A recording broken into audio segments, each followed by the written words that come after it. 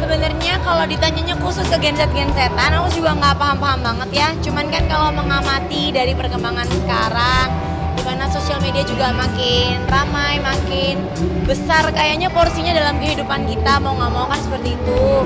Jadi kayaknya juga mulai banyak nilai-nilai yang makin kesebar kemana-mana tuh yang kadang-kadang terlihat baik, terlihat benar, tapi kan belum tentu gitu. Kadang-kadang lihat seru, tapi belum tentu membawa kebaikan atau perdamaian atau seperti itu. Sedangkan di satu sisi butuh banget kan untuk kita terus menanamkan benih kebaikan, kasih, perdamaian, dan semua untuk kelangsungan hidup ke depan. Bukan buat kita doang, tapi juga buat generasi bawah-bawahnya lagi nih.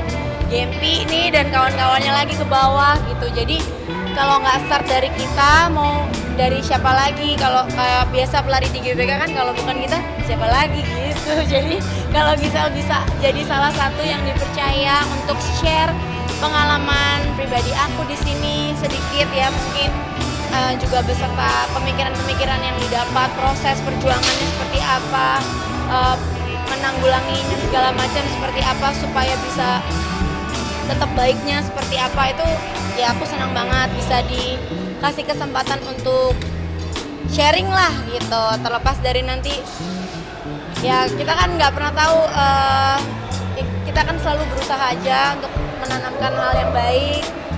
Nanti ya gimana kita serahin aja semuanya gitu.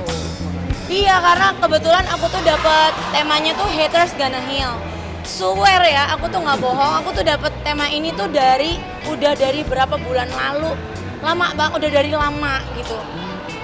Memang mungkin dinilai cocok ya, karena emang kehidupan aku yang ibaratnya bermotif banget gitu ya, polkadot deh itu kayaknya ya. Maksudnya banyak ups and down dalam kehidupan yang aku lewati, aku belajar, berproses menjadi manusia yang lebih baik dan segala macam. Jadi memang termasuk yang banyak juga yang sebel, banyak haters yang ngelakuin. Jadi emang kayaknya pas buat aku.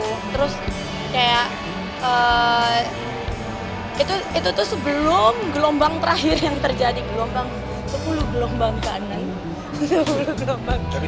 Sumpah. Jadi aku pas itu kejadian aku kayak oh wow. Pas sekali ya hari ini aku emang diajak berbicara tuh mengenai haters gonna heal gitu, dimana emang itu adalah hal yang dari hari-hari bertahun-tahun aku selalu belajar bagaimana caranya menanggapi kebencian, komentar jahat, yang pedas dan segala macam yang ada di kehidupan aku, baik yang nggak sengaja kebaca atau yang kadang-kadang pokoknya lewat masuk ke telinga aku gitu. Jadi ya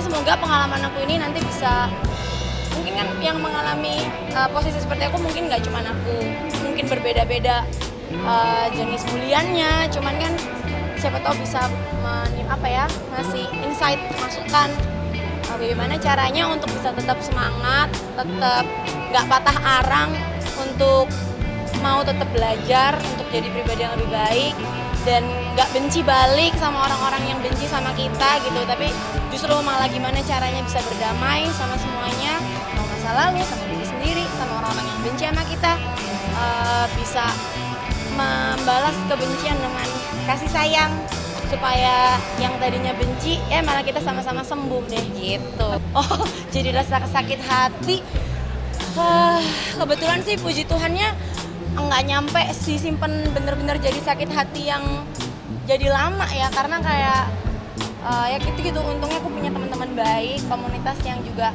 selalu support, selalu kasih nilai-nilai yang baik, bisikan-bisikan yang juga baik yang menyemangati aku, yang membuat aku tuh tahu nilai kita sebagai manusia itu seperti apa, bahwa kita hidup nggak berdasarkan yang lalu tapi berdasarkan yang sekarang dan ke depan. Jadi selalu ada afirmasi positif, jadi yang sakit hatinya itu nggak disimpan, tapi ya cukup dibuat kita bisa berkaca, berjaga-jaga, dan mau untuk jadi lebih baik, tapi segera dimaafkan dan berdamai supaya nggak jadi penyakit buat diri sendiri.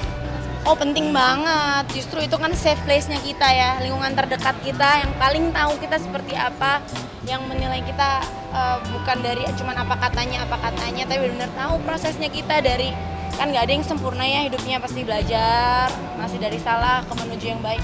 Nah kalau keluarga tuh yang paling tahu, kasih sayang mereka, penerimaan mereka itu kita paling dibutuhkan memang.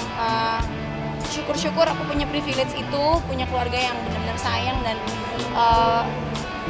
bisa buat aku nyaman. Tapi in case di luar sana ada yang nggak punya keluarga yang seperti itu pun sebenarnya it's not the end of the world. Masih banyak teman-teman lain yang baik, sahabat-sahabat atau komunitas yang baik yang bisa mensupport kita juga kalau misalnya nggak ada keluarga yang kayak gitu. Jadi aman, kita semua bisa belajar, kita semua bisa berbuat baik terus. Terima kasih ya.